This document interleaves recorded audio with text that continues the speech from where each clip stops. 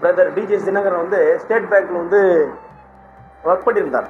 Work பண்ணுற காலகட்டத்தில் அவருக்கு கொஞ்சம் சுகவீனம் ஆயிடுச்சு.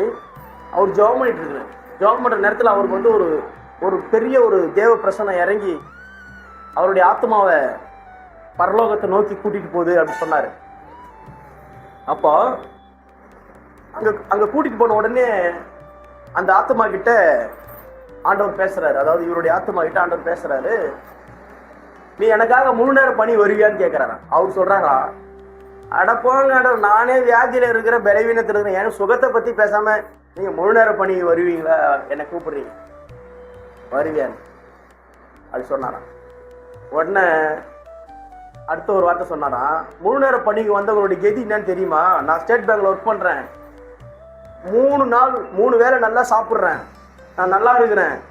உங்க ஊழியத்துக்கு வந்தவங்க கெதி என்ன தெரியுமா, பிஞ்சு போன செருப்பம் கிழிஞ்சி போன சொக்காவும் போட்டு நான் அலையிறாங்க, சோறு இல்லாம ஃபாஸ்டிங் பாட்டி செத்து கொண்டு இருக்கிறாங்க, இந்த ஊழியத்துக்கு நான் வரணுமா அப்படி கேட்டாராம். இந்த ஊழியத்துக்கு நான் வேற வர சொல்றீங்களா கேட்டார். மகனே நிதானம், கொஞ்சம் நான் சொல்றது கேள் மகனே அப்படின்னாரா.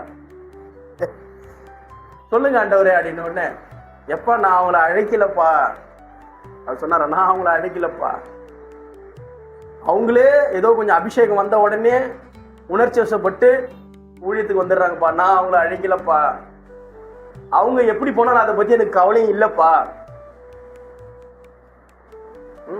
ஒருவனை நான் அழைப்பேன் என்று சொன்னால் அவனை என் கரம் தாராளமாய் போஷிக்கும் என்று சொல்லி ஆண்டவர் சொன்னாராம்.